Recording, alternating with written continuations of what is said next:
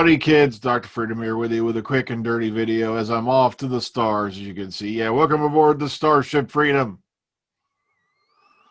where the only regulation is that you expand your minds and reach into your own conscience and some other metaphysical riffraff like that. Now, the thing is just there's not a whole lot of news going on.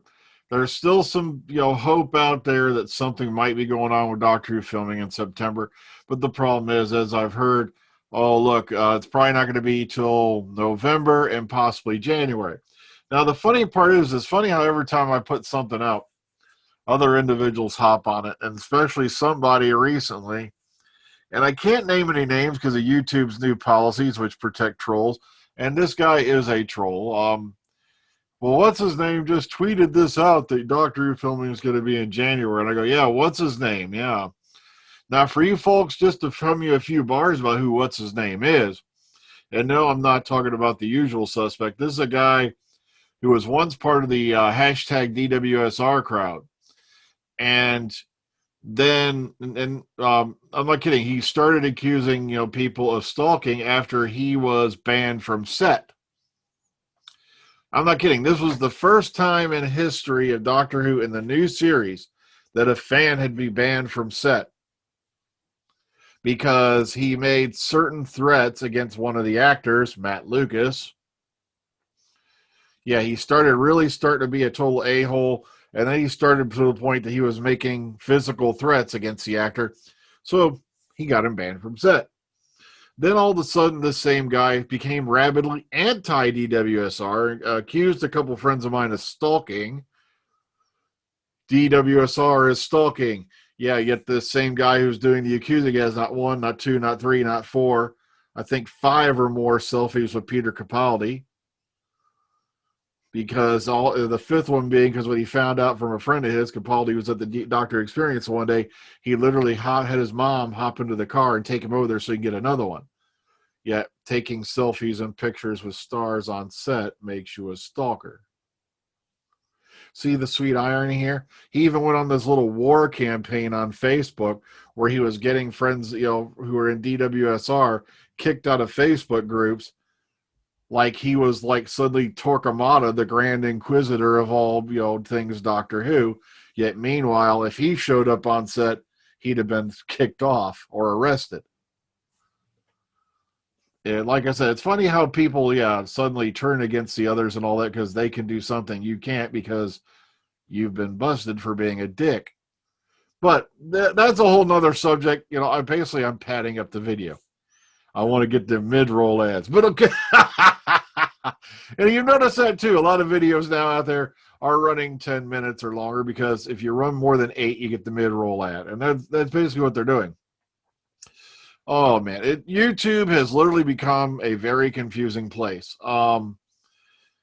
You have amateur news channels are now being held down by regulations you wouldn't believe.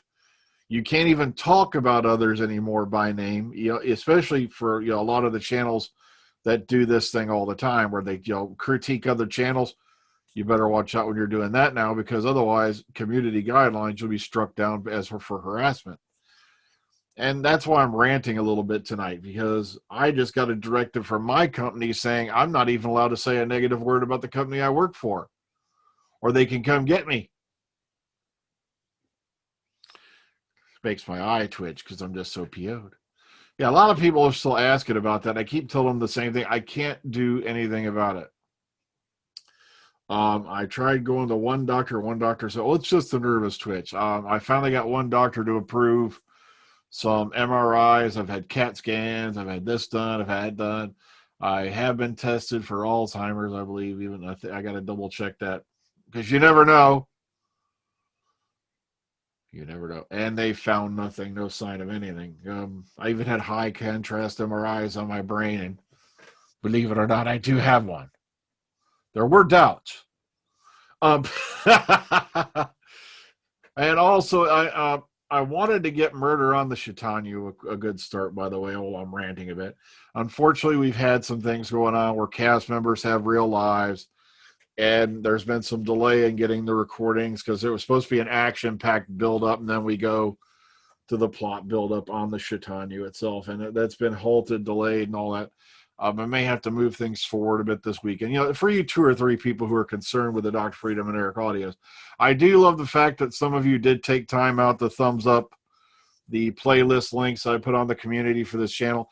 You see, these are not done for money. They're not done for glory. They're done for fun, and I love doing creative writing every now and then. And the chance to bring these things to some form of reality, because there's no way I'm never going to have enough money for a budget to put this stuff on film, is just amazing. And I want to thank you folks who've been supporting Dr. Freedom and Eric, you know, the audio adventures.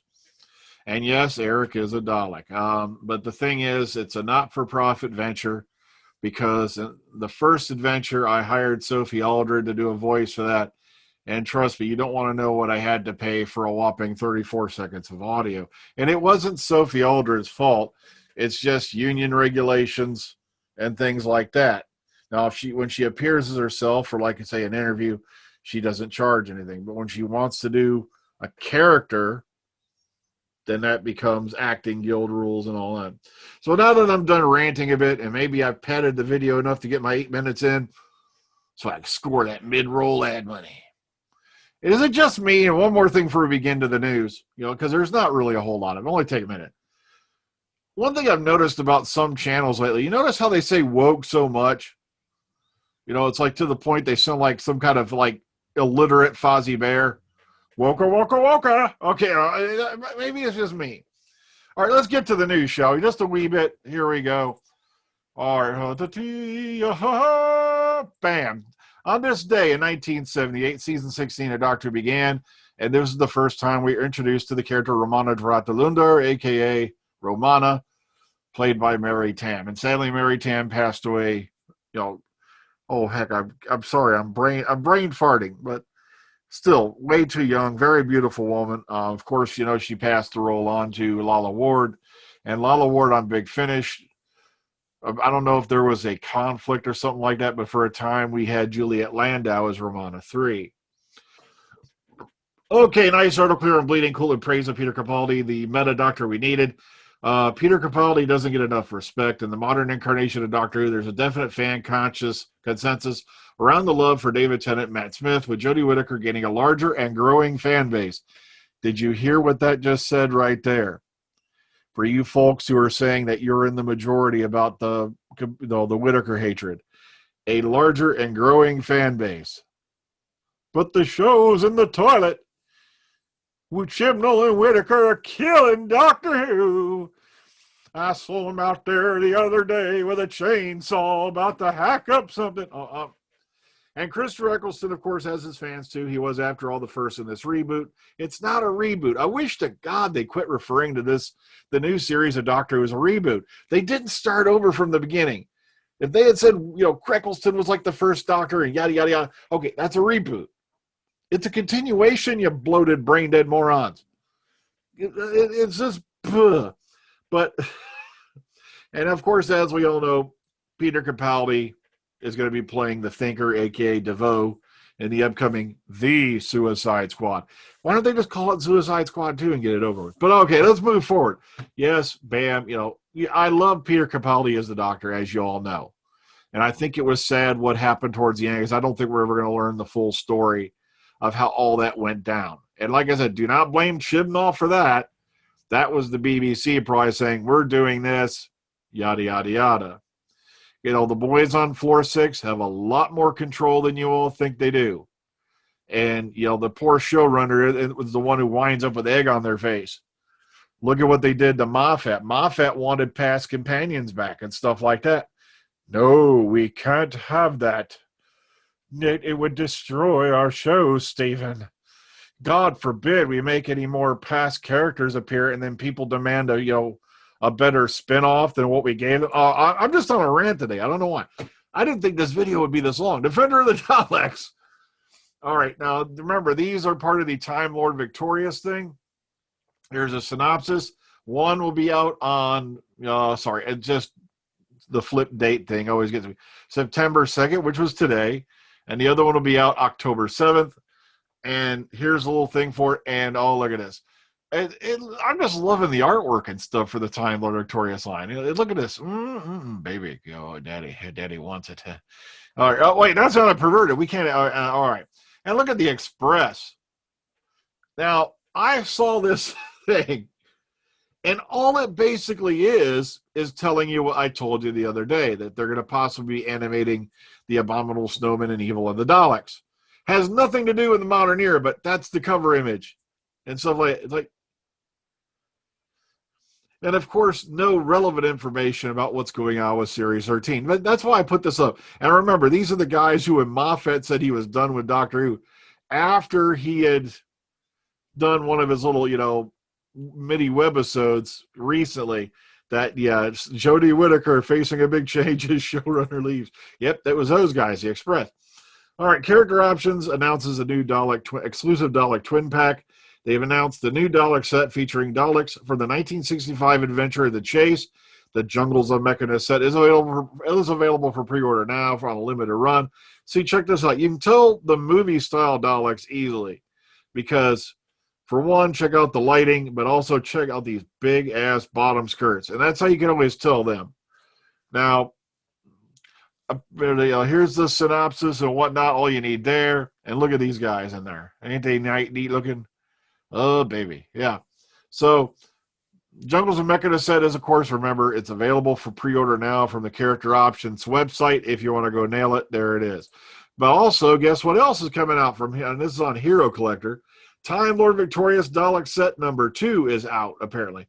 So the Doctor Who Time Lord Victorious figurines are on their way. Here's a look at the Dalek Time Commander and the Dalek Scientist figurine set. So these figures will join the Dalek Drone and Dalek Emperor set as part of Time Lord Victorious, the multi-platform Doctor Who adventure launching this month. Here you go. Bam, bam, bam. Click here to pre-order this set. Here you go. This will take you over to Hero Collector. So a lot of good stuff coming out for, you folks who collect the thing is, if you folks who've seen my room realize I'm to the point now I'm actually throwing stuff out just to have room to breathe in here, okay? It's bad enough I got Herman suddenly bearing new clothes on me. I'll have to show you that, Herman's new outfit. I'll have to stick a picture of that up later. So for you folks who are following us on Instagram and all that, you see that, or I'll put it on the community page for the channel. Okay, free Tardis in the West London. Any takers?